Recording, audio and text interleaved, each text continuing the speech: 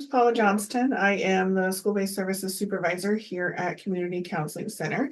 And today I have Benji Dorris, who is our school-based caseworker, care coordinator here for our Cape and Jackson schools.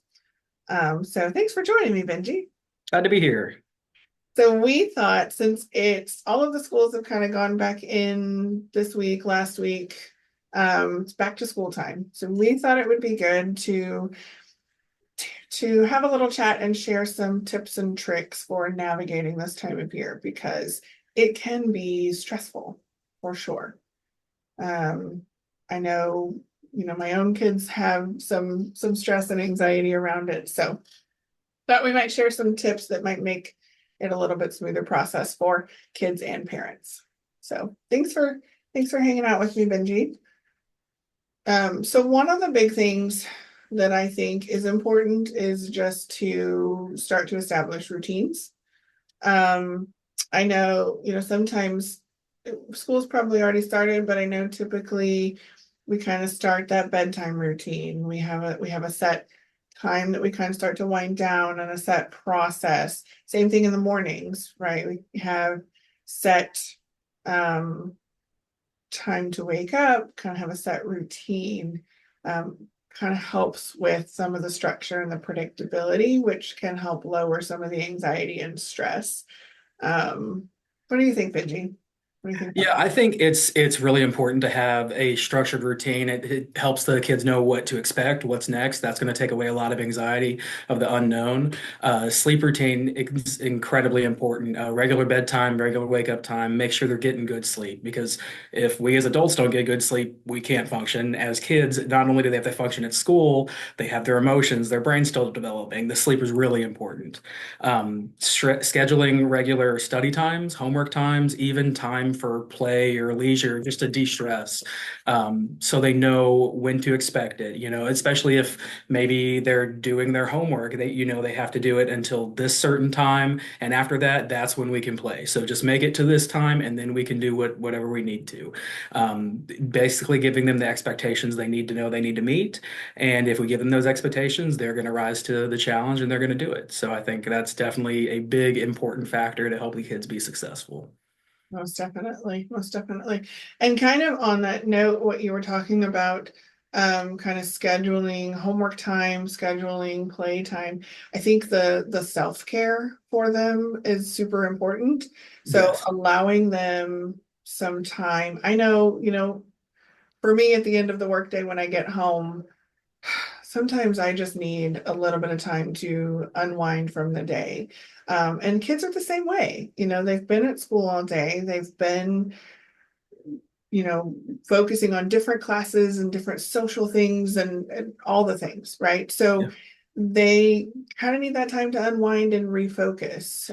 So setting a time, it can't be unlimited, but maybe that first, 30 minutes or so home isn't jumping right into homework or chores or Yeah.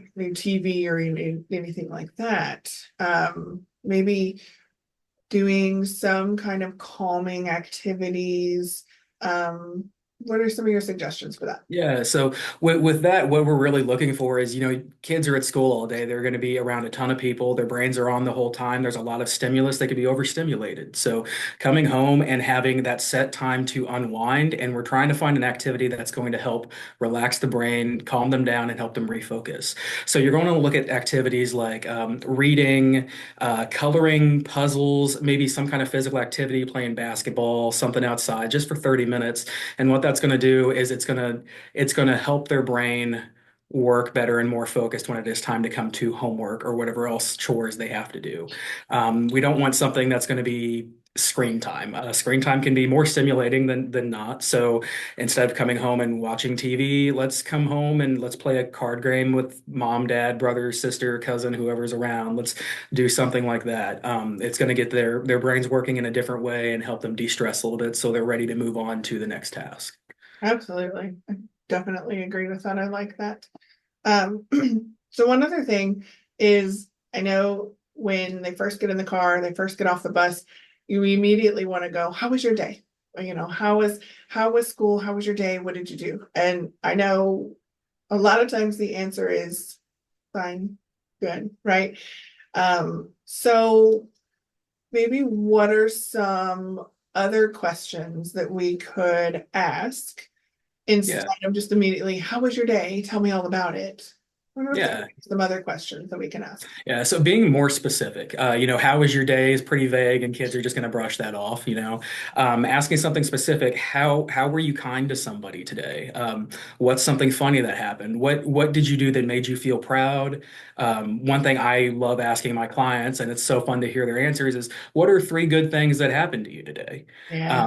Which not only are they going to be interacting, but it's working on gratitude, and if they're recognizing the things in their life that are good, it's going to help them realize, things are going good. So not only is it a good way to connect with your kid about what they are doing, stay involved in their life, but you're helping them recognize even just a regular mundane day can still have a lot of good aspects.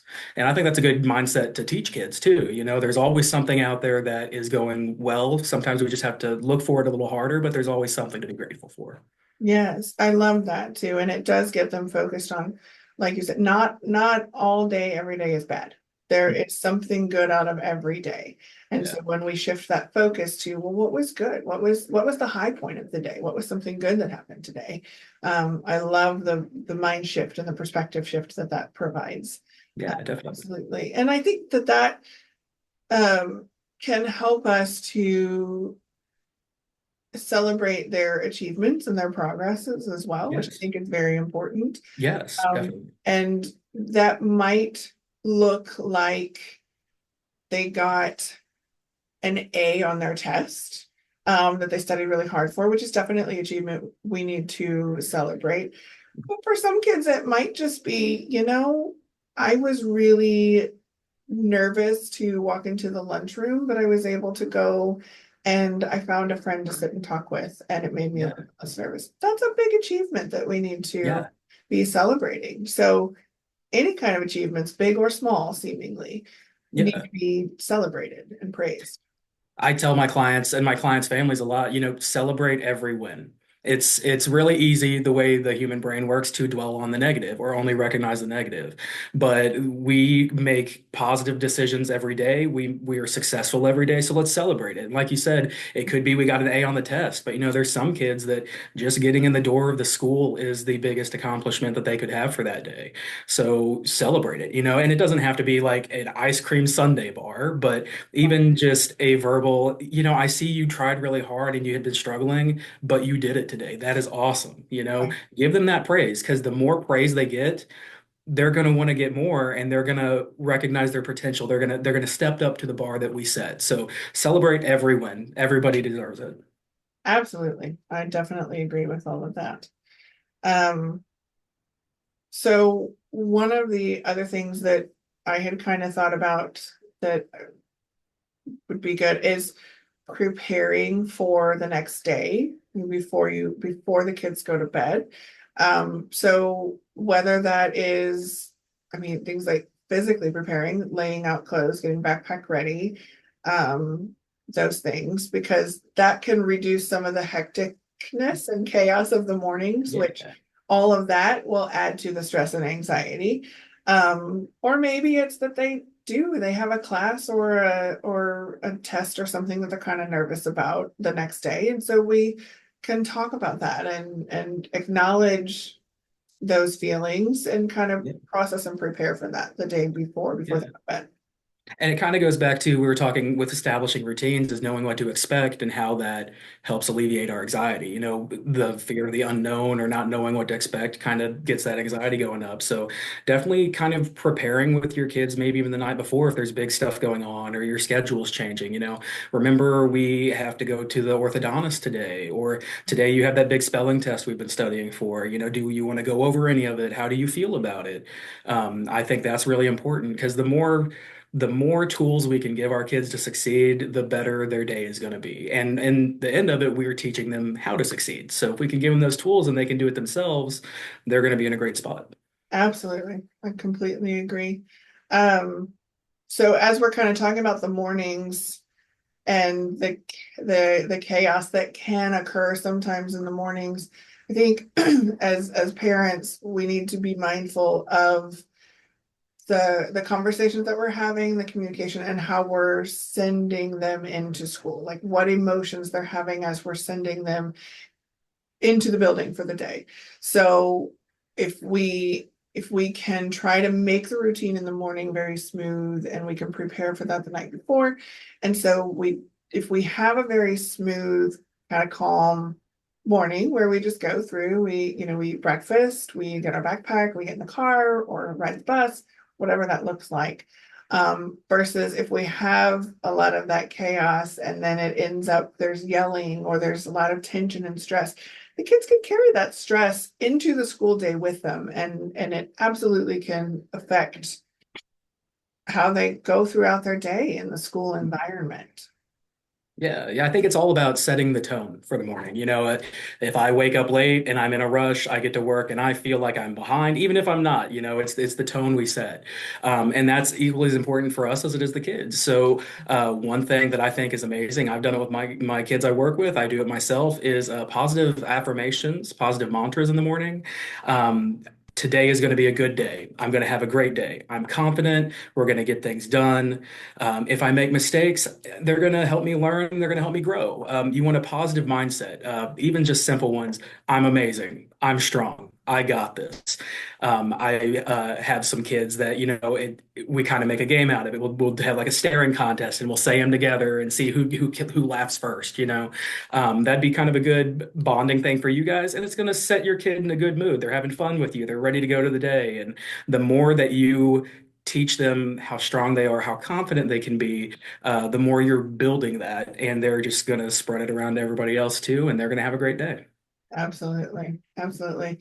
I love that. And I think being aware and mindful of that tone, like you're talking about, that we're setting before we go to bed at night too, so that we set them up, because it Yeah. kind of goes back to what we were talking about earlier about sleep routine and hygiene. It's so important. So being mindful that we're trying to send them to bed in a nice calm state, that we're not trying to go to bed in a really tense or stressful um Yeah. emotional or environment.